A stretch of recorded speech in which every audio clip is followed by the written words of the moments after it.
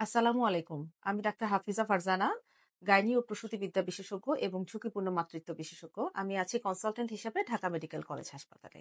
আজ কথা বলবো ইন্ট্রা-ইউটেরাইন ডেথ অর্থাৎ গর্ভাবস্থায় বাচ্চার মৃত্যু নিয়ে। গর্ভাবস্থায় বাচ্চার মৃত্যু একটি অত্যন্ত দুঃখজনক ঘটনা বাবা, মা এবং আ যে চিকিৎসক ট্রিটমেন্ট করছেন তার জন্য। তো আসুন আমরা ১ম এ জেনে নেই যে কি কারণে মায়ের গর্ভে বাচ্চার মৃত্যু হতে পারে।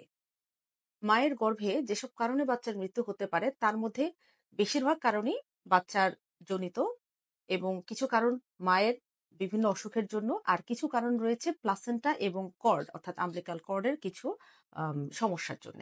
প্রথমে জেনে নেই মায়ের কি কারণে বা মায়ের কি অসুখ বা অবস্থার কারণে শিশুর মৃত্যু হতে পারে মাতৃগর্ভাবস্থায়। মায়ের যদি আনকন্ট্রোলড প্রেশার থাকে, উচ্চ রক্তচাপ প্রেগনেন্সিতে বা প্রেগনেন্সির আগে থেকেই ওনার প্রেশার বেশি এবং সেটা যদি ঠিক মতন কন্ট্রোল করা না হয়, তাহলে এই উচ্চ রক্তচাপ জনিত কারণে বাচ্চার গ্রোথ রেস্ট্রিকশন হতে পারে, বাচ্চার কাছে অক্সিজেন কম যেতে পারে, মায়ের খিঁচুনি হতে পারে, বাচ্চা কম পুষ্টি পেতে পারে এবং এ থেকে বাচ্চার মৃত্যু হতে পারে।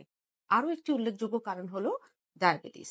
বিশেষ করে অনিয়ন্ত্রিত ডায়াবেটিস হলে বাচ্চার কিন্তু প্রচুর জন্মগত ত্রুটি হওয়ার ঝুঁকি থাকে এবং হয়ও এবং এই জন্মগত ত্রুটি বাচ্চার মৃত্যুর একটি অন্যতম প্রধান কারণ।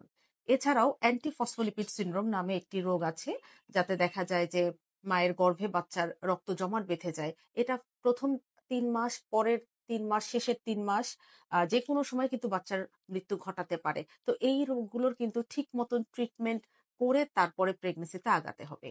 এছাড়াও মায়ের অতিরিক্ত জ্বর, যেমন টেম্পারেচার যদি ১০২ বা ৩ এর বেশি হয়, এই অতিরিক্ত জ্বর কিন্তু মায়ের গর্ভে শিশু মৃত্যুর একটি কারণ।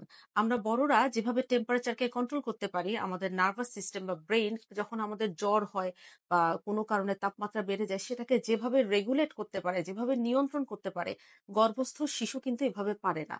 যার জন্য অতিরিক্ত তাপমাত্রা, অতিরিক্ত জ্বর কিন্তু শিশু মৃত্যুর একটি কারণ। এছাড়াও দেখা যায় যে রক্তের গ্রুপজনিত জটিলতা, যেসব ক্ষেত্রে সাধারণত যেসব মায়েরা নেগেটিভ এবং হাসব্যান্ড পজিটিভ, সেক্ষেত্রে ২য় বা ১ম বাচ্চা যদি পজিটিভ হয় এবং তখন যদি মাকে অ্যান্টি-ডি ইনজেকশন দেয়া না হয়, তাহলে দেখা যায় যে পরবর্তী বাচ্চাগুলোতে আক্রান্ত হওয়া এবং মৃত্যুর ঝুঁকি বেশি হয়। এবার আসি বাচ্চার কারণগুলোতে। বাচ্চার কারণগুলোর মধ্যে অন্যতম একটা প্রধান কারণ হলো বাচ্চার জন্মগত ত্রুটি। কিছু জন্মগত ত্রুটি থাকে লিথাল, মানে যেসব ত্রুটি নিয়ে জীবন ধারণ সম্ভব নয়। যেমন ব্রেইনের কোনো মেজর ত্রুটি বা হার্টের মেজর ত্রুটি বা বাচ্চার কিডনি তৈরিই হলো না বা বাচ্চার কিডনিতে এমন সমস্যা যেটা ইউরিন প্রস্তুত করতে পারে না অথবা স্বাভাবিক জীবনযাপনের জন্য যা দরকার সেটা কিডনি করতে পারে না। এরকম যেকোনো অঙ্গ-প্রত্যঙ্গের এমন কোনো অসুখ বা জন্মগত ত্রুটি যা নিয়ে শিশুটি পৃথিবীতে স্বাভাবিকভাবে বেড়ে উঠতে পারবে না, এরকম কারণগুলো কিন্তু প্রায়শই গর্ভে শিশু মৃত্যুর কারণ। এছাড়াও দেখা যায় জেনেটিক প্রবলেম, যেটাতে অ্যাবনরমাল বাচ্চা হয়, যাদের অ্যাসোসিয়েটেড সাথে আরো অনেক জন্মগত ত্রুটি থাকে। এই বাচ্চাগুলো দেখা যায় প্রায়শই মাতৃগর্ভেই মারা যায়।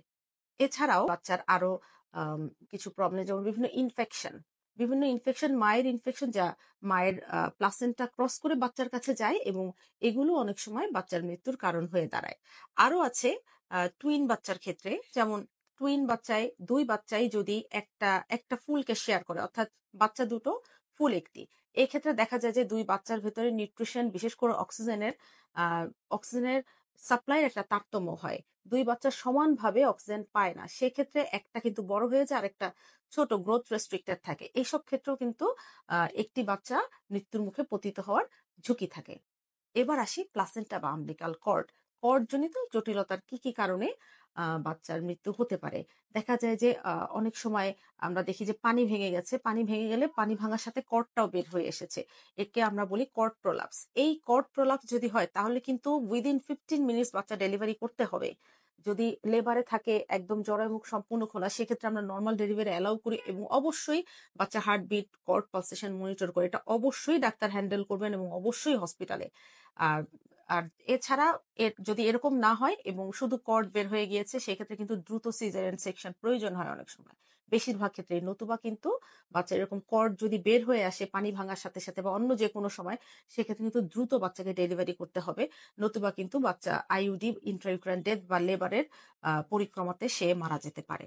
এছাড়াও দেখা যায় যে অনেক সময় বাচ্চার কর্ড বা নাড়ের ভিতরে গিট গিট পড়ে থাকে, ট্রু নট বলি আমরা, বা গলায় টাইট একাধিক নার্ভ পেঁচানো থাকে, কর্ড অ্যারাউন্ড দ্য নেক বলে অনেক সময় আল্ট্রাসনোগ্রামে। এগুলো কিন্তু বাচ্চার মৃত্যু ঝুঁকির একটা কারণ। তবে কর্ড অ্যারাউন্ড দ্য নেক নিয়ে কিছু কথা বলতে গেলে, যে সবসময় গলায় নাড় পেঁচানো থাকলেই যে বাচ্চা মারা যাবে ব্যাপারটা কিন্তু তা না।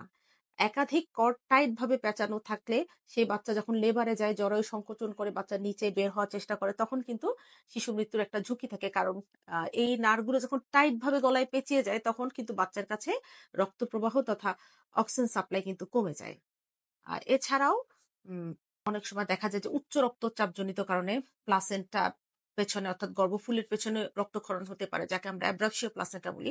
এটিও কিন্তু মাতৃগর্ভে শিশু মৃত্যুর একটি কারণ।